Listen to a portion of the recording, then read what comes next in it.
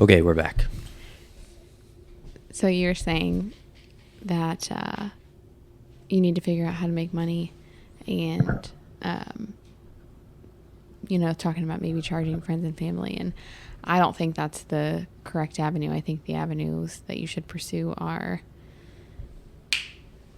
getting a business card, giving friends and family business cards, and really start actually promoting yourself, because word of mouth is still advertising. And I think advertising and spreading your circle of people who know what you're able to do is how you're going to make money. I think you're right. Yay, that doesn't happen very often. What are you talking about? I'm kidding. Mostly. Yeah, right. So that was a long rant. You had to go take care of the baby. I did. And I decided that I would go on a Rambletron. A Rambletron. You never heard that? Mm-mm. You don't watch enough YouTube then? I watch very little YouTube. Yeah, but you watch like Instagram and Facebook. And yeah, people don't say Rambletron on Instagram and Facebook. Oh, I bet they have. Yeah. I do like spending time in the shop. I mean, the last 2 days working on your dad's, we spent, I don't know. A lot of time. But like not that much considering what we got done. No, I was really surprised at how quickly you guys accomplished that. But they got down here, what time on Friday? Like 10 something? And then... Well, after we got your brother's car out of the ditch. Yeah. You guys are like, are you trying to one-up each other or something? Like he drove off in the ditch and then you're like, well, I'm just going to wreck it. Watch too much Wreck-It Ralph. Apparently. Yeah. But anyway. Yeah, so they came over late morning. Dad and April left, but you guys still worked. Yeah, we probably worked, I don't know, 8 hours a day. Yeah, which I guess really that's not... Two people and a helper. Yeah. But yeah, not bad. We got a video coming out for that here shortly. It's kind of funny because it's all... This might be voiceover for that video. I have no idea yet. But we did time-lapse for pretty much everything. And you can watch the entire 2 days worth of work in less than 10 minutes. It's pretty funny. Time-lapse is cool. It took me a while to figure out the time-lapse settings. But if you take the pictures too far apart, they just don't make sense. So when in doubt, bump it down. The GoPro has half a second, 1 second, 2 second, 5 second, and it goes up from there. 5 second, I think it's like 5, 10, 20. But if you're driving and covering a lot of ground, or 5 seconds is okay because your scenery doesn't really change. But if the camera's stationary and you're like moving around in a shop and you go 5 seconds, it looks terrible. But I don't even know where we're at with this podcast anymore. I'm so derailed. So you kind of went through a evolution of your career up until now and what you're doing now and what you want to do. And that's where we're at. I mean, that's pretty much it. I mean, I got a lot of projects that I want to do in the shop, but don't really have space right now in the shop. Yeah. So in order for me to get car lifts, which are very important, I made a deal with my uncle that I will store his cars if he buys the lifts, and then I pay him back for half of the lifts. So we got a 4-post lift, which is more so for him storing his cars, and then we got a 2-post lift, which is more for working on cars and taking the tires on and off and doing everything else. And I might be regretting that option now. It's been great for the few months between when we got the lifts, it was right around, it was the day we went to the hospital for Jackson's when we got the second one. And so I'm running around like a idiot trying to get this lift in the garage, and my wife's in labor in the house. Little did I know that it was going. I had plenty of time. I could have gone, called some friends, put the lift up, and then gone to the hospital, and then baby would have came. But you don't know what you don't know, and I went into that whole ultra marathon expecting it to be a 200-meter sprint. You should do a podcast for expectant dads.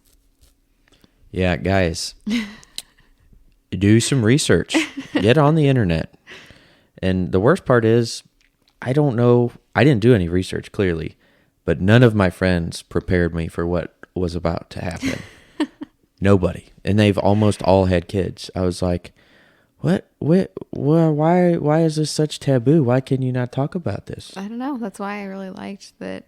I talked with my cousin's wife, Betty. I talked with Kelsey, my sister-in-law, and I talked with your cousin, Betsy, a ton, very frankly, about what to expect and how things were going to go. And then I did my own research, and then I took the online classes as well, because I do better when I have a expectation, whether it Wait, can you go. just said you do better with expectations.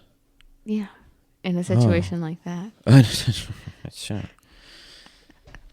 Well, So guys apparently don't do that. I tried to give Ron a little bit of a heads up before he had his baby. mm-hmm. And I will try to do that for everybody else who hasn't had a baby.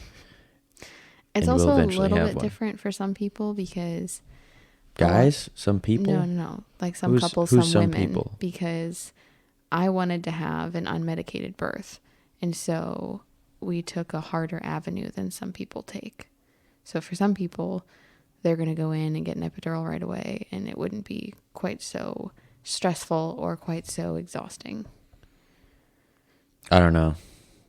And for some people, it's worse. Regardless, that's not necessarily the part that I'm talking about. I'm talking about actual baby labor pushing, not like labor pains getting the baby to there. I don't know what you thought was going to happen. I didn't expect it to take that long. And it was definitely way, way messier and more helpless feeling than I would have ever thought. Yeah. Obviously, things never go smoothly, but you had to get repaired. Mm-hmm. He had his cord around his neck. He was face up, so he swallowed stuff. He just swallowed amniotic fluid. He didn't swallow meconium, which is good. I don't know what any of that is that you just said, so thanks. So he's getting his stomach sucked out, or his lungs, or whatever. They had a big old tube down his nose or throat or whatever. You're over there delivering placenta and things after I thought a bunch of stuff came out that should never come out. All sorts of stuff, just all over the poor, what is it, a nurse? Yeah. All over the nurse's shoes. It was chaos. Like picture a gazelle getting birthed on the Serengeti plains or whatever. And it's pretty much like that. Doesn't matter whether you're in a hospital or not. It just happens. I don't know how. Humans are one of the toughest. Well, really anything. Just a physical body of any living sort is really quite impressive. I was listening to a podcast, and they were talking about it was a Peter Attia podcast. Shout out to my good friend Peter Attia, who doesn't even know me. Just look up egg boxing, because it's a great sport that we play not often enough lately. But anyway, listening to one of his podcasts, and they were talking about cancer, and one of the first treatments for cancer was this is my problem with podcasts. I get the gist, but I definitely miss out on the details. It was like, I don't know, 2,500 years ago. It was BC. And there's documentation of a princess or somebody having a lump in her breast and asking her slave, whatever, if the slave could cut it out. And they cut it out. And they didn't have anesthesia back then. Yeah. And I was like, wow, that is gnarly. Like, cavemen and women having babies in caves, and we Mhm. evolved from that to what we are now is pretty impressive. It is. I agree. And then it's like we're kind of sissies sometimes. We can be, but it's also a matter of, I don't know. I think it's really fascinating because that is a part of why I wanted to have an unmedicated birth is that, women have been doing it for centuries and it's what our bodies were designed to do, which is really cool. Not yours, apparently. You would have died. Baby would have died. I would have been alone. Had to go find a new mate. That's not necessarily true. I just would have been in a lot more pain for a lot longer. There's no way. He would have never made it. He was stuck in your... His heart rate was fine the entire time, though. He wasn't in any distress. Regardless. Anyway, so my point being that, yes, women have been doing it for a long time, but the mortality rates were much different, even like 100 years ago, as to what they are now. I mean, going back that far, too, I think that's part of the reason that we have such discrepancies between men and women and how their paths kind of separated, because I don't know of a good way of saying it, but I mean, the women definitely had their role and the men weren't as bound down. They just weren't. Like right now, I get to go out in the shop and work, and you can take care of the baby because you can feed him, because we want to breastfeed. And I mean, back then they didn't have formula, and that's how housewives started. It's certainly part of it. That's actually that book that I am reading by Terrence Real. It talks about that. Like, what is the book called? The New Rules of Marriage, I think. And it's about that exactly. Like, people have not adjusted. Part of the reason divorce rates are so high is that women are no longer cast in the same role that they used to be. Well, that, and honestly, I don't think people should be getting married. I didn't listen to this advice because I didn't know this advice at the time, and even if I did, I probably wouldn't have listened to it. But I don't think you should be getting married until you're at least 27, maybe 28, depending on how much life experience I still you've wouldn't had. be married. Huh? I said then I still would not be married. But do you Anyway. get what you don't? I don't know if you get what I'm saying. I do yet, get but what you're saying. You think that people should have more life experience before they get married. Because when you're 20, your desires in life are 50 times different than when you're 30. And chances are, when you're 20 with another 20-year-old, you don't think that far ahead. You don't know what's going to happen. Nobody does. But when you're 30 and you're looking for a girlfriend, you're not really looking for a girlfriend. If you want kids, you're looking for a mate. Right, but if you're already 30, that's pretty late for a lot of people. Yeah, but not anymore. I mean, I guess. Our friend just had a kid and he's 40. Right, and I see your point, but from a different perspective, because I don't agree, I wouldn't prescribe to that notion. Prescribe to what notion? Sorry. That you should wait that long. I think that everybody matures at a different rate, and I think that some people are certainly ready sooner. And I also think that sometimes when you've been with somebody from when you were a young age, you have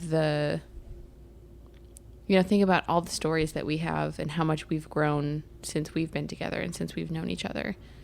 And if we had just said, oh, I'm too young, I can't be with you because I'm too young. Whoa. Nobody said you can't be with him. I'm saying stick with him until you know for sure, you're 100% sure, this is the person I want to mate with, this is the person I want to raise my kids. Live with them, but live with them for a long time. Nobody's saying go quit. Like, I also think I'm too young. I've been in this relationship for a year. It's time to go on to the next one. I better go search for more fish in the sea. No. Then in my still perspective, if you're going to live together with somebody, Your what perspective? In my perspective. Oh. If you're going to live with somebody for that length of time and you want to get married, there's no point in not getting married. Well, I totally agree, but I'm saying once you live with them, you're going to know. Yeah, I agree. Like, I think people should live together before they get married, 100%. Yeah, I think when you get married, there were a lot of big moments in my life where I was like, oh, this is going to be life-changing. This is going to be life-changing. And I don't think anything really ever was yet. Like, getting the shop, not life-changing. Getting married, not life-changing. I mean, it is, but, like, life goes on the same. See, giving birth was 100% Well, I never got to that yet. for me. Okay. That part was definitely life-changing. I think when something happens that opens your eyes and changes your perspective on the way that you view a person or people or yourself, I think that those are very impactful times. But I mean, getting married doesn't change my perspective on you. No. Like, I don't think it getting didn't married change how we treated each other. It didn't, like, everything was still the same. Mm-hmm. We just had this title now. Right. I'll also go on saying that I don't necessarily agree with getting remarried at a late age. What are you trying to prove? I don't get it. Maybe one day I will get it, but it's one of those things. I'm sure I'm just too young and dumb. But As far as life-changing moments, yeah, I would agree that I have not had many. They're more, I feel like life-changing things are more pervasive. They're more subtle.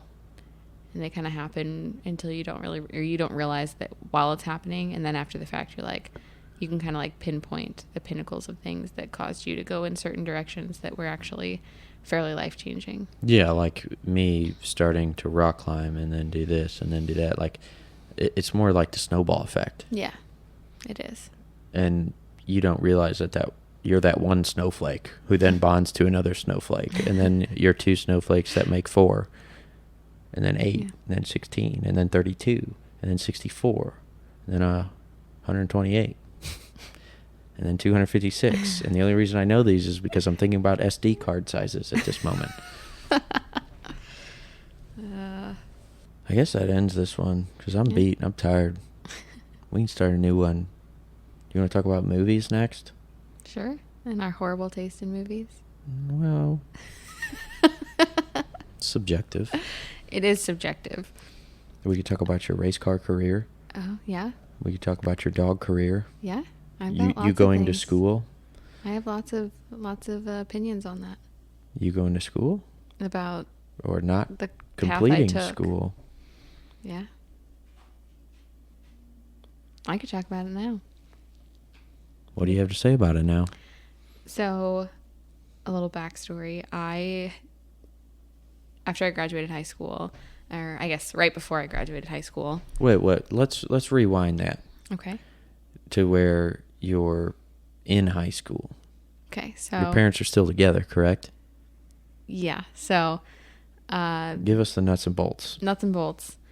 The very beginning of my senior year of high school, my parents split up. Whoa. Let's get into the story of that. I'm gonna give some details. How did you find out that they split up? So, I went to a bonfire this one night that my mom and my brother suggested I not go to because they had more life experience than I did. And I said, "No, Mom, it's fine. I'm going to go." Your mom and your brother? Mm-hmm. And they are who? The people you most respect? Yeah, for sure. Oh, good. But when you're 17, you think that you know better and you think everything's going to be fine and you think you're You invincible. still say that. It's going to be fine. Well, that's because I'm an optimist. Anyway. Or a moron. We're going to go with optimist. So I went to this bonfire and it turned out to be a very bad idea. And it was broken up by officers of the law. And I got a minor in possession of alcohol ticket. Which is the biggest joke ever. What did they say? They said the body is a container. It was a joke. If you ever How did they even prove that? They didn't. Why didn't you fight it? Because you're 17 and they have you lined up and they have shotguns out and you're terrified. It was a very scary Oh my experience. goodness. No, I'm not saying physically fight them. I'm saying because it was a scary thing. It's like 2 a.m. You're in the woods. It doesn't matter. I don't want my parents to know. you can fight it necessarily. afterwards. That's what I'm saying. Oh, no. Once you have the ticket, there's nothing you can do about it. You get a lawyer. How do you get a speeding ticket and then you this get is it not- reduced down to just like a Well, it parking didn't. ticket? It didn't matter. It wasn't like it didn't end up being that big of a deal because I was 17, so it wasn't going on my record. I had to do an ADEP course, which was alcohol drugs education program or something like that, which was just What'd you learn from that? literally he talked about how to do drugs safely. So Wow, not that's much. good. Anyway, If so you're gonna do them right. That's for sure. that was a Saturday night, and then Sunday morning I told my mom, and she was already at work, so I had called her to tell her. And she was like, okay, well, I'll deal with that when I get home. You have to go tell your dad. And my dad and I did not have the best relationship at this point in time. We argued a lot, and I definitely was dreading telling him. So I go outside. He's working out on a car, I think. And I was like, Dad, I have to tell you something. Please, like, just let me get it all out there, and then you can say whatever you want to say. So I tell him the whole story, and he doesn't interrupt me once, which is very unlike him. And he looks at me and he says, well, we have bigger issues at the moment. And I shit you not, I was like, well, I'm not pregnant, so I don't know what I could have done that was worse than this. This is like the worst thing that I've done up till now. So I was like, what are you talking about? And he said that he had an affair, which was obviously very shocking to me. I did not expect that. And so he and his now wife had started to see each other while they were both still married. And they kind of got found out at a racing event. And so the truth all came out. He told my mom, and that was when he told me. An autocross event. And how did they get caught at the autocross event? It was in Cape Girardeau. Yeah. Okay, so it was a special event out of town. There were hotels involved. What was the story behind that again? Details, as far as I know, are that my brother and my cousin were playing beer pong in the room that my dad was supposed to be staying in, and he was ready to go to bed, so he went upstairs to sleep in April and her husband's room. And then at some point they woke up and were in the bathroom together, and her husband woke up, and that's the details that I know of. Every relationship has things that from a different perspective look probably worse or look bad. I'm terrible though, because I'm always questioning everything. So I have my own trust issues. My parents lied to me when I was 16, well, for many years before that, about don't do drugs, don't smoke, don't do this. Great, got it. And come to find out, they've been closet smoking behind my back. That messed me up. That is a very impressionable age. I feel like between birth and probably 16, 17, 18, you're very, very impressionable. Oh, for What sure. you see, what you experience, those are very critical times. Yeah. And during that time, I learned a lot about myself. Especially during when I found out that, hey, I go outside, check out my new, or start breaking in my new motorcycle boots, which I don't do motorcycles anymore. My little dirt bike that I got when I was 16, because I was so lucky. Kind of lucky, I guess. I don't know. I guess that's when if I wouldn't have got that motorcycle, I wouldn't have gotten those boots, those dirt bike boots. You would have found out some other day, some other time. Yeah, but I mean, that was the straw. Whether there would have been another straw later that broke the camel's back. So I found, it's nighttime, walk around outside. I'm breaking in my new dirt bike boots, and there's Dad in the backyard with the dog. He took the dog out every night. Didn't think anything of it as a kid, a little naive. Those thoughts didn't start crossing my head until then. And then from that point forward, it was always like, what are you really doing? What are you really trying to get at? What's the motive behind this? Or why are you really doing this? And then I started questioning everything, and that leads me to where I am today and how I am. But he was out with the dog, and he was smoking a cigarette. And I'm like, what the fuck are you doing? Nothing. And then I didn't talk to my dad. We lived in that house we lived together. I lived in the same house as my father and my mother and my sisters. And I didn't talk to him for like a year and a half or two. I probably said less than 100 words to him. I don't know what changed, but I think I started getting older and realizing that, you know what, he screwed up, and it doesn't change the fact that he's still my father, and if I need him, he's going to be there. And if he needs me, I should still be there too. And then me and Jennifer were having problems when we lived in Knoxville. And I was like, yeah, I don't know if it's going to work. We're not doing real good. And he's like, oh, you don't want to get a divorce. It's going to be lonely. Don't do it. And that had no influence on what I actually did. I considered how lonely it would be and thought about my last relationship and how I felt after that. And I was like, So I'm contemplating all this. Me and Jen start to go to therapy, which helped. I think everybody should go to therapy, even if they're not in a relationship, just for themselves, because you can learn so much more about yourself and become such a better person with it. But yeah, I agree. He's like, don't do it. You'll be lonely. And less than 6 months later, he's like, yeah, me and your mom. Well, that was a whole weird story. We're at Ann's house, Jen's mom's house. And my dad texts me and is like, hey, somebody from work needs help moving. Can you meet me at this address? I said, sure. Me and Jen show up at this address, and we walk in, and it's just my dad there in this little condo. And I said, what's going on? Where's everybody? He's like, well, this is my place. I'm like, what do you mean, Dad? He's like, I bought it. I was like, is everything okay? He said, no. I'm divorcing your mother. And I said, well, shit. And that's how that story went down. So, yeah. I mean, even now, it's still the same thing. It's like, well, okay, they don't get along anymore. Doesn't change that she's my mom and he's still my dad. Yeah. Can't really do anything about it. So, yeah, it's interesting how when those things happen, it affects you differently, but still similarly, because my dad moved out the first semester of my senior year, and it was honestly the best thing that could have happened for me at that time, since we didn't get along, because I was definitely rebelling and doing some things that were destructive for myself because I didn't want to be around him and because of the type of relationship that we had. And as soon as he moved out and it was just me and my mom, I was like, oh, well, this sucks. I'm only hurting my mom and I'm only disappointing my mom. And that mattered because you respected her? Yeah. And she never did anything to deserve that. But your dad did? Yeah.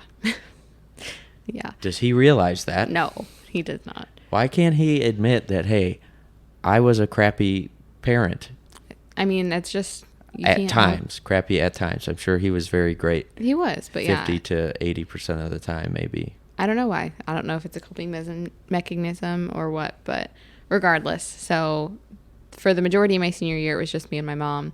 And that was really great because I decided pretty close to graduation that I did not want to go to traditional college. And I think if my dad had been at home still, that he would have pushed that, because I know his mom pushed him to go to college. Whose mom? My dad's mom, my grandma. So I told my mom, hey, I don't want to go to college. I don't want to go to one of these schools that all of my high school acquaintances are going to. I don't want to be in the same rut. You're not going to say friends, because how many friends did you have in high school? This isn't a slam. No, I had a lot of friends in high school, but I didn't want to quotes. continue to hang out with them. They weren't good for me. And right now, you ditched all of them, literally all of them, except for Claire. 3. No, I have 3 people that I still talk to that I was friends with in high school. Claire, David, and Heather. Mm-hmm. So I didn't want to go to traditional college because I was going to party and waste my time, and I didn't want to study gen ed things because they didn't interest me, and I already knew about myself that if something wasn't interesting, that I wasn't going to give it any real effort. So I was really into animals and dogs specifically. And my junior and senior year of high school, I did half days at my regular high school, and then I did half days at a technical high school, and I did a vet assistant program, which was really awesome because I graduated high school with my certified as a certified vet assistant.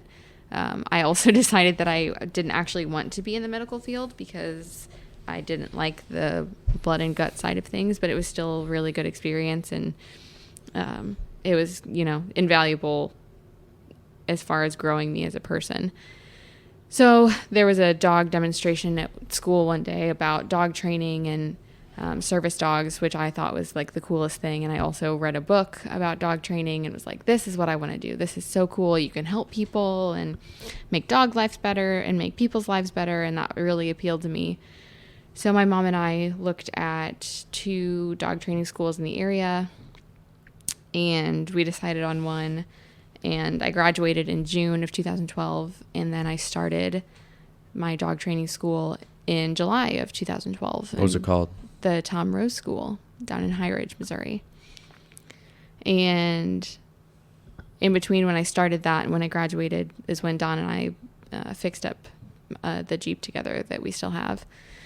And I think it was a really defining experience because I went to... The Jeep? No, dog training school, because I went with primarily people who were quite a bit older than me. There was one other girl who was 19 and everybody else was a little bit older. And so it was kind of nice to jump from high school into this group of peers who was a little bit more mature, cared less about drinking, and had more life experience. Let's touch on the drinking thing. Why is drinking so, predominant? I just don't understand. It's terrible. So for my experience, one, I grew up with a dad who drinks beer every single night until he goes to sleep. 2, my whole family, his whole side of the family is into heavy drinking. And it was just part of our culture growing up. Like from a super young age, they always talked about partying and drinking heavily and things that they did that were stupid when they were drinking. So it was just part of the normal. Like if aliens look down, this is going to be a little bit of Joe Rogan-y stuff, but if they look down at us, why do these idiots get real drunk, hurt themselves, hurt others, wreck things, and then they go out and it makes them feel sick the next day? But they'll do it again and again and again. We're not the only animals who do things like that, though. What other animals wreck stuff and hurt themselves? Well, I'm saying that seek inebriation. Well, I understand wanting to find altered states for sure. Yeah, I think alcohol is just a legal way of doing it that is just terrible. I mean, there's better ways. There are, but I think you can also drink safely and healthfully. I mean... Healthfully? What kind of drinking is healthfully? To an extent. If you have a glass of red wine, I don't think there's anything wrong with that. How many people do you know have a healthful amount of drinking?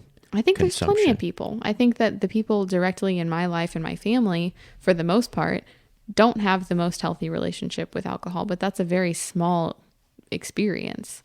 I think there's probably tons of people who drink it just fine. Majority-wise, that's what I'm going for. I'm not going for the 10%. I have no idea.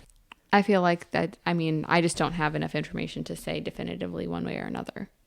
I think for everybody who drinks, they've got at least 3 stories of total craziness that only happened because they were just totally shitbone drunk. Yeah. I guess I don't inherently see something wrong with that. Being shitbone drunk? Having stories, being young, making mistakes. I think if you're still doing that when you're much older, that's... What's much older? Much over 30 is probably if you're getting drunk and still doing really stupid things, you should probably maybe examine why you're doing that. But again, that's one person's opinion. Regardless. So maybe you're right. Yeah, your point about the not hearing the casual drinking stories versus the crazy ones, probably right. But as far as high school goes, why did it get so glorified? So again, mine started... Not your personal. I'm talking about in general. Because that's the American culture.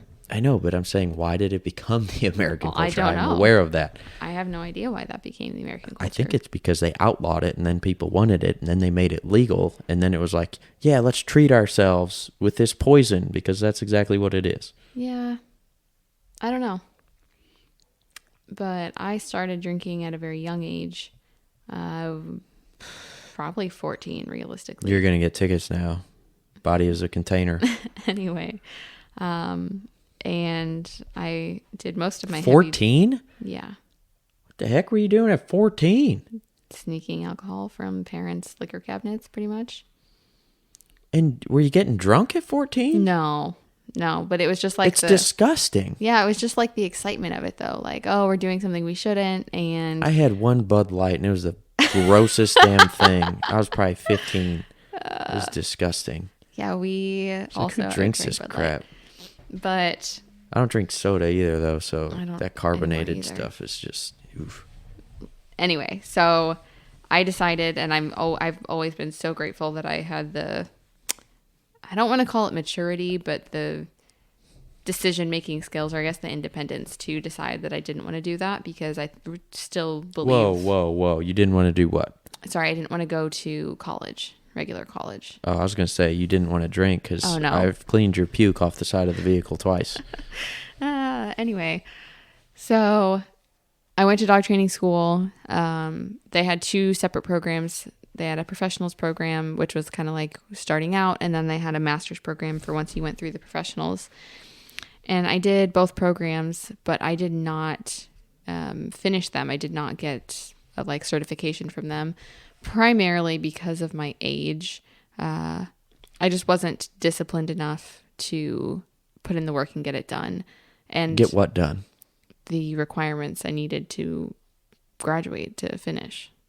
Did you graduate the other program? No. You didn't graduate the master's or professionals? No. Professionals. How's that impacted you? It's definitely affected my confidence and my self-esteem, because it's definitely a black mark on my record, and as far as I'm concerned is... But nobody else knows that. No, I mean, like my family, but people that I meet don't know that. So why don't let that Well, that's not how self-esteem hang works. over your head. I know, but okay, what has given you confidence to triumph over that black mark? 2 main things. One... That is not a racist comment, by the way. That is a direct quote from my wife here. Anyway, 2 things have really altered that for me. The first being building that fence with you on the farm. And I mean, hop why yard. that? I'll get into that. So building the hop yard with you was really more of... The construction of the hop yard was primarily Jake figuring out what to do and Jake directing me on how to help him. I wasn't really instrumental other than just being an extra set of hands. But when it came to growing the hops, I was the one who did most of the research on that, and I was educated on what we were doing there. And so literally having no experience in botany or anything related to plants, and figuring out the best way to grow plants to sell commercially, and doing that in one growing season, that gave me a lot of confidence, because I think that was a pretty big deal. And then when we started building this fence that Jake talked about before, it was something that I had no experience in.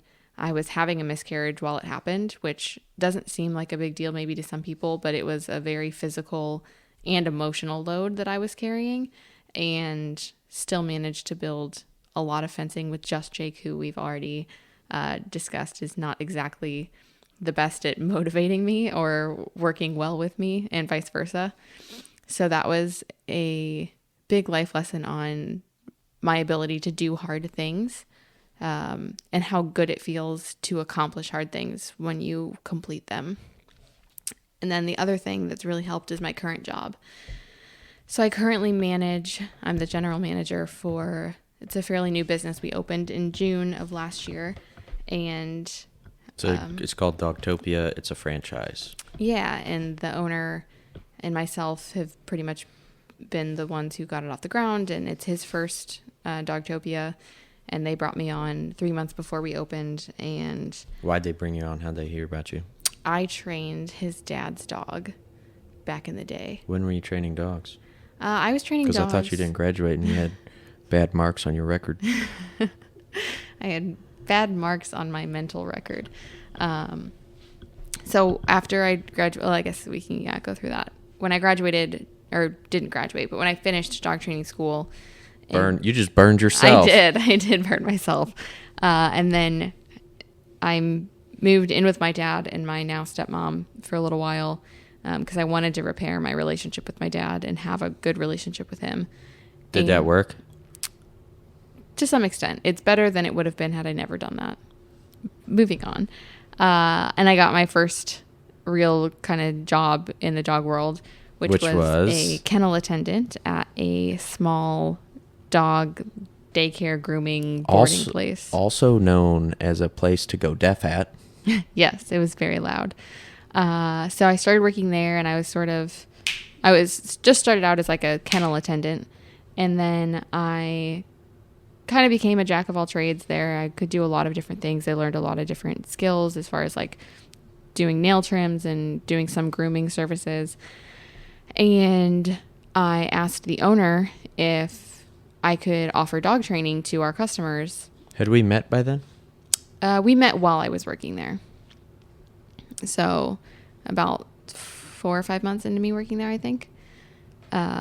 So she agreed to let me start my own dog training program there. And I did. And that was going okay. But again, I was really young. I was only 19. I didn't really have the drive or the knowledge to like make that super successful. I didn't really know anything about advertising or marketing or social media.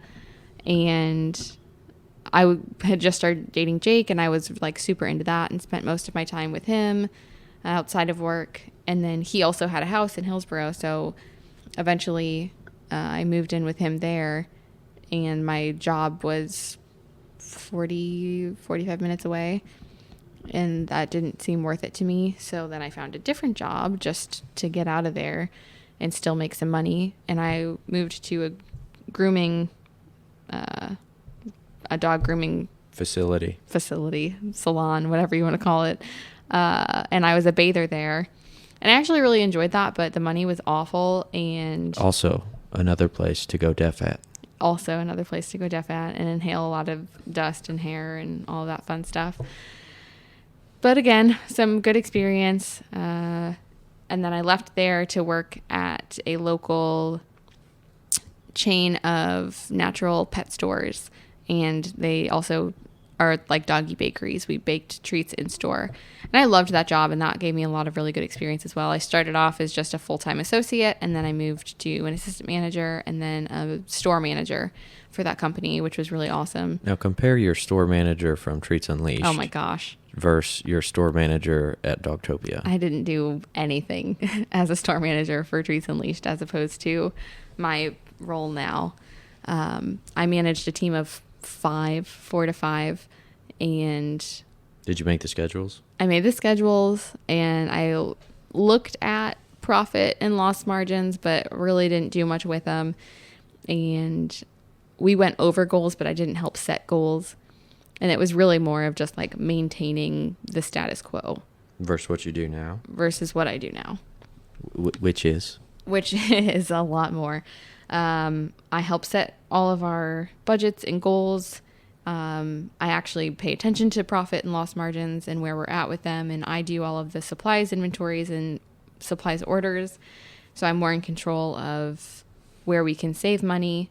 I do all of the hiring. I do all of the scheduling. I do all of the payroll, all of the everyday, day-to-day. If somebody has an issue, I handle it. How many people? 15 to 20. Employees? Yep, employees. Full-time, part-time? Mostly part-time, a couple full-time. I think we have 4 full-timers. So my job now is much more involved, which that is the other thing that I was getting at that has really built my confidence and kind of erased my lack of completion. Yeah, because now I know when I took this job with Dogtopia, I was excited about it, but I was really nervous, and I didn't know if I was good enough to do that. It was not something it was a bigger job than I had taken on before, and I knew that. And so I wasn't really sure if I would be able to handle it, or if I was, I guess, good enough is really just the main theme there. So you found what you thought was your limit, and you went past it. Yes, definitely. What's your next limit that you're going to go past? I don't know yet. but I don't feel like I have a limit anymore, if that makes sense. Like, I don't feel as like, oh no, I'm not good enough to do that. I feel like, oh, I don't know how to do that, but I could probably figure it out. So it's changed my thought process as far as that's too hard, I can't do that, or I don't know how, so I can't do that. And it's made me, not only that, but you've helped a lot too in making me think of things as, how do I do it versus I don't know, so I can't. Yeah, I don't know where I got that mentality from. I really don't. I think it must have been when I was younger and my dad was like, "Oh, yeah, let's build this." Dad wasn't the best maker of things, but he never let it stop him. Like, I remember he built me a loft bed. We had to take my ceiling fan down so I wouldn't get decapitated. And then we mounted up a different fan that had like a cage around it, just like a normal fan that's supposed to go on the floor. Mounted it up there in place of it so I could still have a bed. So I had a mattress up top that was probably at like 5 foot height. And then I had another mattress underneath with like a curtain and some storage and like a little mini TV. Man, I sound kind of spoiled. Dirt bikes and mini TVs. I don't think you sound spoiled. You were just a lucky kid. Yeah. And you're grateful for what you had. Yeah, I mean, I recognized what I had because I didn't like the feeling of driving to high school in an Acura MDX and kids being like, ooh, and I'm like, I didn't choose this. I wasn't like, mom and dad buy me this. It was their car. Like, it wasn't mine. I just got the benefits of them having that car. Yeah. Like, I would have been happy with whatever, and I wanted to venture off and become my own self as quickly as I could. Yeah.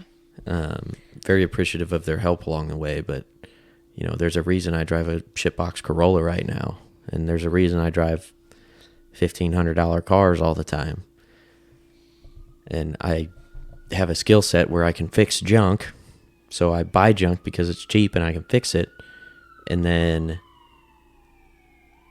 it's also a double-edged sword because at the same point, I don't really like fixing junk all the time.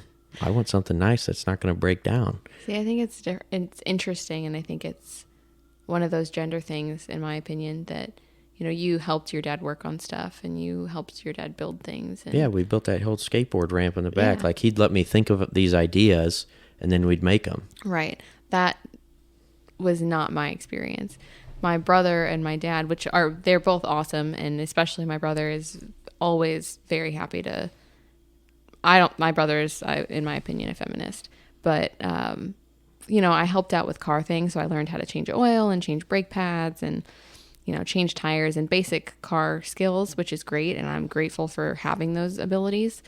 But as far as like anything else fix-it wise goes, that was, you know, I had an older brother and I had a dad who just fixed things, and it wasn't ever asked of me in any way, so it was never really on my radar. What are you talking about fixing stuff for? I'm just saying, like, your skill set, like, that's like, you have this mindset of like, well, we can just fix it or we can just build it. And part of that was imparted on you by your upbringing. And I just think it's really interesting. I don't know. My dad's not a mechanic. No, I know, but that doesn't matter. He doesn't have to be a mechanic. That's not my point.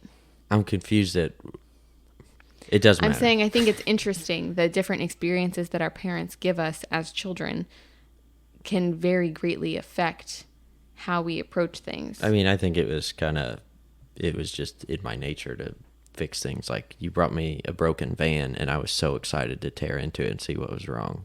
You're welcome. Not thankful, no. But I mean, as far as it goes, it turned out not too bad. Right. I'm just saying, I'm yes, some of talking it is van-wise. nature, and some of it is nurture. I think the nurture part was basically showing me that I could go out and do my ideas.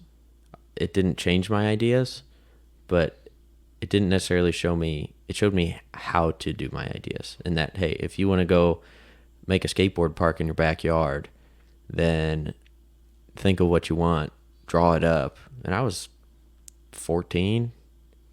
Yeah. when I thought of this, and we made a 30-foot long mini skate park. It had a quarter pipe, 4-foot quarter pipe to a flat to a bank ramp with another bank ramp and a set of stairs and then a vert wall. So you could kind of just go back and forth. It's where Claire and I kept our imaginary dragons as children. So Yeah. dual purpose. Yeah. I wish I was a little more friendly back then, but I didn't realize that at the time it should have been a place for me to bring other skateboarders in the community so that they could share it. But really, I guess, I don't know if I got it from my parents or not, but it was like, no, you can't have anybody else over there. From their perspective, liability safety, reasons. yeah. But now, from my perspective, I'm like, man, that I was kind of a jerk to some of these people, and I should have just let them skate on it. And it was probably, I would have guessed that that was from like a safety perspective of your parents. Oh, I know that, but I'm saying I still didn't really. I'm kind of possessive. I'm very possessive. You are very possessive. But I don't know where that came from. I have no idea where. I mean, I always liked Legos, like building stuff. Not me. Yeah. No, I'm lucky that I got to go to the technical high school I did. I think that was one of the best decisions that I made. And again, that was fueled by my mom. I was just not a traditionally smart kid. I was definitely intelligent, but I was intelligent enough to know that I didn't need to do the work that they asked me to do, and so I didn't do the work that they asked me to do. And tech was the best outlet for that because it was grades based on your performance of, here's this dog, it needs this medication, it needs this treatment, it needs these things to get better. You're responsible for caring for it. And as the dog got better, that was your grade. So you're basically a good listener? Is that what I'm hearing? No. You were told what to do and then you did it? That sounds very self-fulfilling. No, not at all. I'm saying you learned by taking care of something else that was much more tangible than... I think this ties into like the whole empathy thing. Like you Oh, felt for like you sure. were helping the dog. Yeah, And that's I am... probably why I care more about fixing things that have no... They don't care whether or not I have empathy. Yeah, no, I think that my empathy is equally my greatest strength and my greatest weakness all at one time. Yeah, you gotta start putting yourself first. Like the I little... don't think it's ever going to happen. I mean, not on any... What are you going real- to do if you're in a plane crash and the oxygen masks come down and you look over and the lady next to you or the man next to you I'll put is mine on unconscious? first. Are you putting his on first or hers on first, or are you putting yours on first? It's not that simple. When you have Oh, something... it is that simple, without a doubt. No, that Put is a it simple... on your own No, that is face, a because simple you are of question. no good to anyone if you're not 100%. Right. That's great. But when it comes to our relationship and putting me or you first, it's not as simple as putting on my mask first. It's much more complex. It's only more complex because you make it more complex. I disagree wholeheartedly. How? Because... If it was a simple, clear-cut thing in your own head, then it'd be simple and clear-cut. But it's not, It's because only I what have you to make it. deal with your reactions and your feelings and how that relates to our relationship. So if I always choose myself and I always put myself first and I always put my mask on Never first. once did I say always. Well, that's what I'm saying, is it's complex. When do I decide to put myself first? When do I decide to put you first? It's not just a cut and dried simple answer. I think like probably 50-50, maybe 70-30. I put myself first. I think 70-30 is probably accurate. And I think I'm happier because of it. Right, but I think that You're saying that there's an expense to that happiness? Yes, and it's my happiness. How? Because when you put yourself first more frequently and you put what you need ahead of what I need, then it follows that there are times when I'm not getting what I need because you've chosen yourself over me. And if you're not getting what you need, that's partly your fault. Because you're not Sometimes. telling me, or you're not doing it yourself. If I don't want to put the dishes away because you cooked something for yourself and made way too many dishes because No, you're it's not a problem. I'm dishaholic. talking more about emotional needs, I think, than anything else. Oh, I don't have really many emotional needs that I'm like, oh, I'm talking like just physical stuff like Oh, that. yeah, that's not what I'm referring to. I'm talking about emotional things more than anything. Well, see, we got to talk about it. We got to get on the same page if we're going to have this conversation. Emotional things, I don't even know what that means. For example, with this car accident situation, we've already discussed it. I did not get what I needed emotionally from you in response. We've already discussed it. We've already gone over it. It's fine. But you have your reaction and you saw your feelings and how everything made you feel. And you didn't consider how I was feeling. I did consider it. Okay, you didn't care enough about how I was feeling to address that. I knew exactly how you felt and what you, maybe not exactly, but I had a very good idea of what you felt and what you needed. And there's no way that I could have given you that without being a total fibber to myself. And I don't lie. I don't do things like that. Like that's that part of empathy that I don't have. And I understand that, but that's my point, is that, so in that circumstance. So who takes the hurt? Do I take the hurt on myself and give you what you need? Obviously, or do you take not the in hurt? That circumstance. I think that there should be more of a give and take on who takes their lumps in that situation. I feel like we came out pretty good.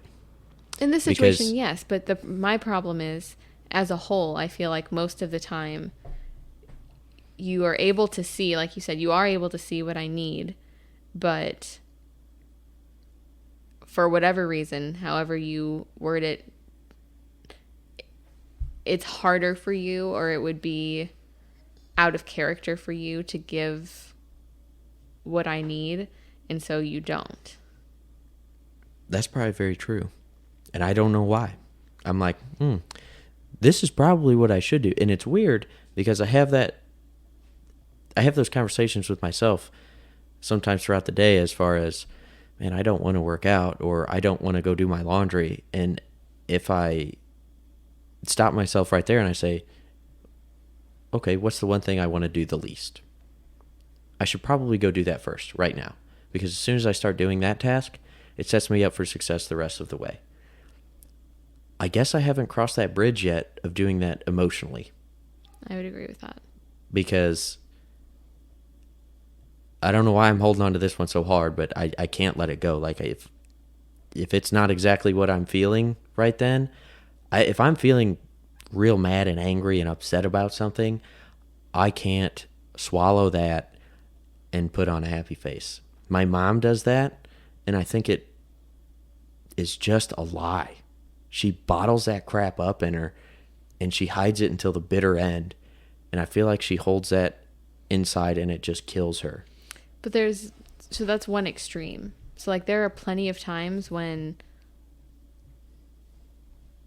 you're upset about something, and I might be upset about something else, but your upset trumps how I'm feeling, and so I will cater to whatever the circumstance is. And again, that is exactly what I'm talking about. In no way would I ever expect you to cater to me. Yes, you would. You just don't think that you do. But if I were to actually do exactly what I wanted all of the time emotionally, the way that you tend to. Please do it. I've told you multiple times. Do what you want to do. Do what you got to do. Your severe reactions, and I can't react that way because all it's going to do is detonate the bomb. It's not going to get anybody anywhere, and I'm able to recognize that. So you're saying you're better than me? No, not at all. Definitely not better than you. Sure sounds like it. No, I'm saying that I'm a people pleaser at heart, and I'm overly empathetic, and so it's a problem. I feel like there's no way. What do you want out of this situation, this relationship, emotionally, that is going to fix this issue? I mean, I think it's just I want for you to have continued growth because you're already 100 times better than when we first got together. Okay, what about you? Are you better? Are you 100 times better when we first got together? I mean, you could answer that. No, I'm talking about your own self-issues. Oh, I think so. Yeah. I think that I've made a lot of progress since we got together. But I also think that there's a long way for both of us to go. In what way is going to make, what is the path in which your way is going to become better? Because we just talked about mine. Mine is listening to that inner voice and being able to push back the feelings. When I heard you got in a car wreck and it was your fault, I stormed around a bunch. I was all jacked up, and I went in and just started doing pull-ups. I'm sure your brother and dad were like, what the heck's wrong with him? Or, well, that's Jake. That's what he's going to do. Yeah. Like, what do you do when... I feel like you get resentful for being so empathetic, and it's not my fault that you are that empathetic and you feel like you're sacrificing yourself for my good, and never once have I ever asked you to do that. No, I don't hold. That's why I say things like today when we had the conversation about, hey, here's how I'm feeling. This is how that situation made me feel after me getting in that accident. Because if I don't do that, then yes, I will be resentful. And what I work on and what I strive to be better at is asking or telling you what I need, whether you can give it to me or whether I have to take it or do something for myself. But that is the problem. That is my problem, is that I won't ask for what I need. I won't tell you what I need. And then I'm upset that I didn't get what I needed. Yes. And there's multiple times where I'm like, I'm going to go out to the shop. What's on your list for today? What can I help you with? Those aren't the things that... Well, that's what's frustrating, is that like I'll go through something like that, and then you'll say, no, I don't need anything. This and this and this are on my list. And then I come back in from working, and those things didn't get done for whatever reason. Right. So for everybody listening, Jake and I have a completely different mindset when it comes to certain things. So I would wager that most of you have set a list out for your day at some point in time and said, I'm going to accomplish... Okay. One moment. Yeah, hold on for a second. Hi, sleepy baby. Okay, so you're talking about having a list. Okay, so let me finish my thought here. I'm sure that at some point in time, you guys, everybody has had a list of things that they want to accomplish throughout the day, for a weekend, whatever it may be. So you've got A, B, and C on your list. And as you go about your day, your priorities change, and or you don't feel like doing a certain thing, or you just had other things pop up, and you don't accomplish A, B, and C, but you finished D, E, F, and G instead. Now, in my mind, you still got stuff done, you still accomplished things, but the issue that Jake and I have is that if I said that I was going to accomplish A, B, and C specifically, it doesn't matter what else I accomplished because I didn't accomplish the things that I said I was going to do. So we have struggled a lot with that in our relationship. And I think it comes down to a lack of, or my issues with trust. Because if I say specifically, hey, this, and this are important to me today, and you're like, yeah, I'll do A, B, and C. Fine, not a problem. And then I go out and I come back in, and A and B aren't done, but you got C done, plus all this other auxiliary stuff that had no impact on me. It's a task is either on my list or it's off my list. And if I need to worry about it, then that's fine. But I want to get it done and get it off my list, whether it's dishes, laundry, whatever. Paying a bill, something like that. The bottom line is that we just come at things very differently, and we have struggled to have common ground when it comes to that. Because on my lists, my lists are always way too long. So I know I'm not going to get everything done on them. But I'm going to prioritize the main things. And if I get the main things done, anything else after that is bonus. And you get your main things done before you get your bonus stuff done. And I understand that. And there are some times when I agree with you and I'm like, yeah, it makes perfect sense that you're frustrated with that or that you are irritated. And then there's some times that I'm like, no, it makes no difference. You're only upset because I said I was going to do this and then I changed my mind. So it's at least let me know, hey, I didn't get this done. Well, but there's I didn't prioritize I'm like in the house and you're out in the garage. And so it's like, do you want me to text you while you're out in the garage and I'm in the house saying, hey, I changed my mind and I'm not going to do this right now? No, I mean, not every circumstance, but I mean, There's definitely times when I've gotten back and expected something to be done and it wasn't done, and it's just so infuriating. It's like, how many times does this have to happen? How much more clear can I make it? Like, I don't have a problem. Like, I want these tasks done. And if you're not going to do them, then just tell me so I can do them, and that's fine.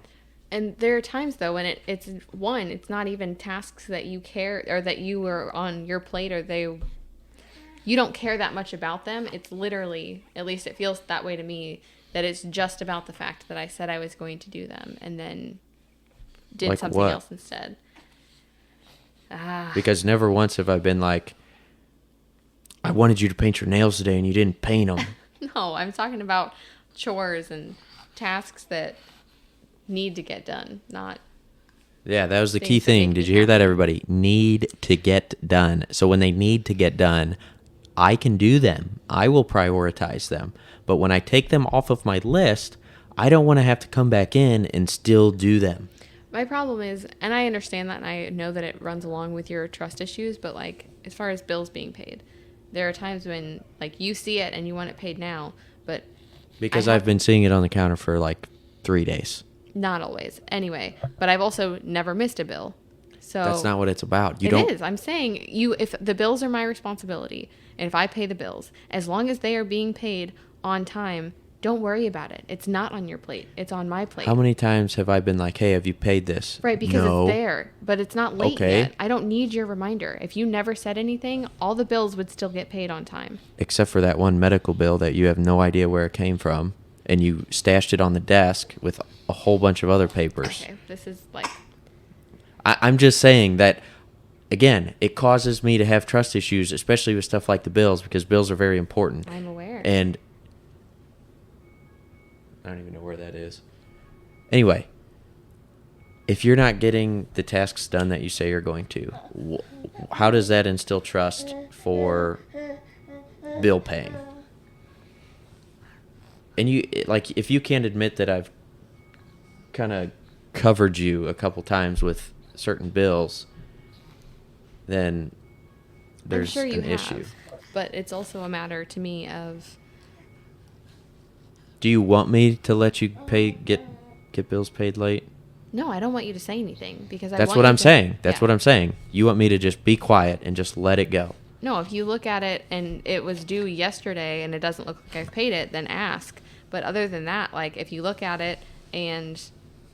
How do I get a win in this situation is what I'm getting at.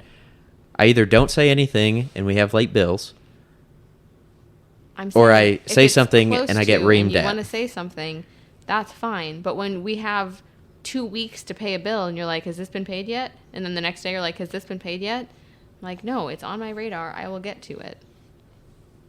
That's where you and I are different, is you're just like, oh, it'll be fine. Because it will. Oh my God. You just talked about earlier in your youth, you were like, oh, it'll be fine. I Because was you were saying immature. things like, it'll be fine if I drink and drive versus it'll be fine if I pay this bill tomorrow versus today. It's The very problem different. with you, though, is you say it'll be fine, I'll pay it tomorrow. And then you say that the next day. And then you say that the next day. And that's the same reason that the spare tire in the minivan still isn't put away. And it's been a month and a half.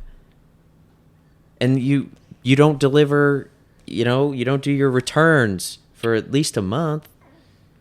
That's what I'm getting at. Is all of those things compound and lead to that trust issue of mine. Okay, well, this is no longer, this part of this conversation is not something I want aired, for the record. Jackson doesn't care. You okay, big guy? You don't want what aired? Hi, buddy. I feel very attacked, and I feel like you are I'm pointing not out. attacking you. These are all... Is this not fact? It is fact, but it's Okay. not fact that I want public knowledge to know, because it's personal to me. Is it because you don't feel comfortable about it? Yes.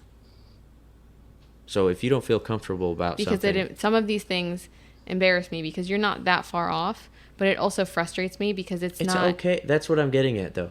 Is okay. If I I'll were be to very. say Hold all on, of- hold on, hold on. I'll be very blunt. I'm glad that you're uncomfortable with this. You need to be aware. I feel like you hide your vulnerability with this by getting defensive about it and trying to argue me on it and trying to defend yourself. I'm sure I do.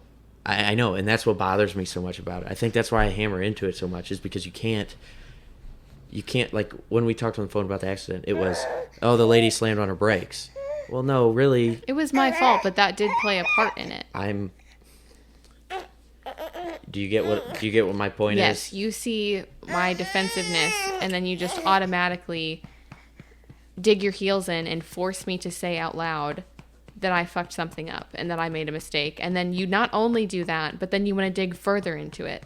Now, why did you make this mistake? How are you going to avoid making this mistake again? That's the way my brain works. Right, but I don't need that. And it makes me feel like a wayward child versus a partner in this relationship.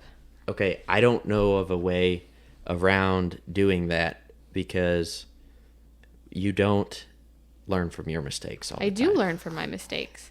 How many times have I said don't follow so close to somebody? Like, how many times have I said it's wet out, give them more space? Like, do you see what I'm saying? If I don't say these things, then I can't be upset. Then it's just like, oh, well, I sat back, I didn't do anything about it, and that happened, Whereas, oh, hey, there's nails on the ground, don't walk over there. That's different. If I see the nails on the ground and I don't tell you about them, what good does that do you, and what good does that do me? What I want you to see is, yes, it's okay that that's the way you are if you're trying to fix it and be better, not hide behind it and not defend it. Of course I'm trying to be better. It just doesn't seem like that when you get upset and you start defending yourself against. When you constantly shine a... Why do you say constantly, and I'm always doing this, I'm always doing that? I don't like feeling like I'm the bad guy always pointing out your flaws. That's how it feels to me. I feel like you constantly highlight my flaws, and I feel like I rarely get compliments. I feel like the most frequent compliment I get from you now is that I'm a good mom, which is awesome to hear, but it's also one of the things I'm most confident in because I know that I'm doing a good job in taking care of him. But like, I can't...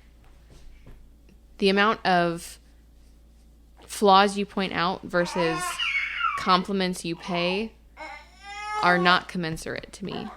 I don't know. I'm not a compliment giver. I'm a guy. Right, but that's something that I think you should work on changing, because if you're comfortable telling me what's wrong and what problems you see, then you should also be comfortable telling me the good that you see and not just say, well, you're doing a good job, but you're supposed to be doing a good job, so I don't have to say anything. And that's the difference between you and me. Like, you didn't once say, hey, good job for going out, looking at the van, taking care of getting the van towed here. I said thank you ordering for the that. Parts. You didn't say anything like that. Like, I said thank you for taking care of it. When? This morning. When? Where was I? You were in the kitchen, and I said thank you for looking at it, and thank you for calling for a tow. I don't know. I did not hear that at all. Well, I absolutely said that. What did I respond with? Something like, yeah. It wasn't a very great response. Clearly didn't hear what you said. Anyway, I don't know what you expect from me. Like, I'm telling good you. job. I say a lot of good things. I just don't think that you remember them. I just think that they are hey, the drowned carpets out look good. by... Hey, this looks good. Hey, good job with this. Hey, thanks for cooking that. Like, I say thanks all the time. Thanks for going grocery shopping. Hey, thanks for watching Jackson while I worked on your dad's car all day. You do say thanks. Like, I just feel like the amount of criticism that I get, like I said, I'm not saying you never say anything nice. I'm just saying the amount of criticism that I feel outweighs the positives. It drowns out the positives.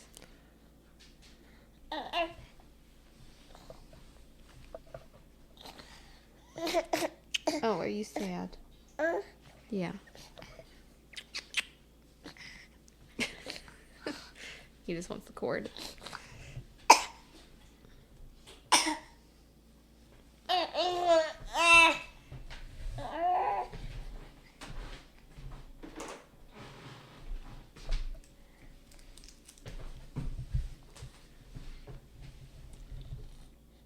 So those are our marital issues in a nutshell. I don't get what more positives I can say.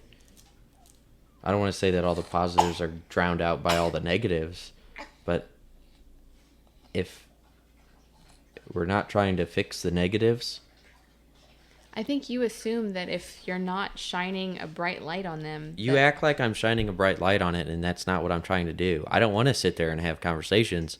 I'm really having a conversation about how to get better and not prevent this issue from happening, and all you do is defend why you did it, defend this, defend that, and it doesn't get us anywhere.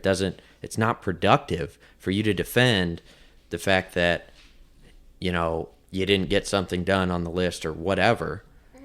It doesn't do us any good. I'm trying to be productive, and you take it as such negative criticism when it's like, I don't want this to happen. I care about this. I don't want it to happen again. And how can we fix it? What can I do to help? I constantly ask that, and it's just frustrating. I'm like, do you need me to set reminders? Do you need me to do this? What can I do? Do you want me to take him to this place today? Like, and I just get your guard up every time. That's all I get back is defense. You're defending yourself.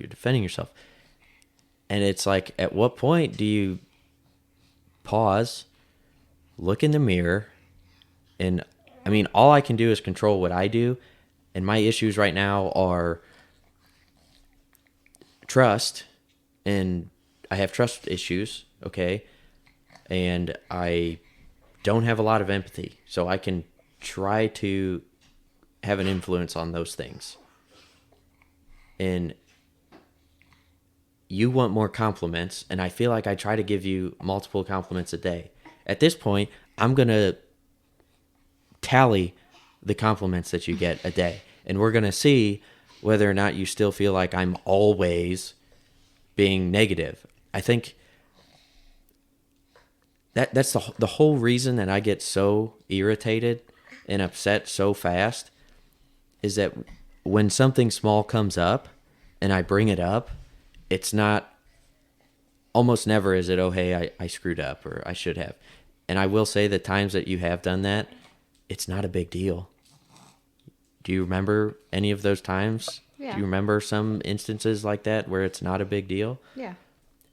And I just don't know why it can't always be like that. It seems like depending on what mood you're in that day or how you're feeling that day, depends on whether or not you're going to be, oh, yeah, he's probably right, or no, I deserve to not do that. I think it also depends. I think you're very unaware sometimes of how you are speaking. And you've even said sometimes that you don't realize how you're coming across. And I think that plays a part as well. And some of it is, yeah. If I've had a rough day and I'm already feeling kind of down, and then you pile on several things. I usually don't do several things anymore. No, you've only gotten a lot when you better about really, that. really irritate me. And you're always, you say that I mention every little thing that you do. And then I think I've proven multiple times that I don't do that at all. It's more so, there's a whole list of things in my head. There's a little Rolodex that I only open up when we're in a very bad argument. No. When I can't walk away from you. Okay, pause.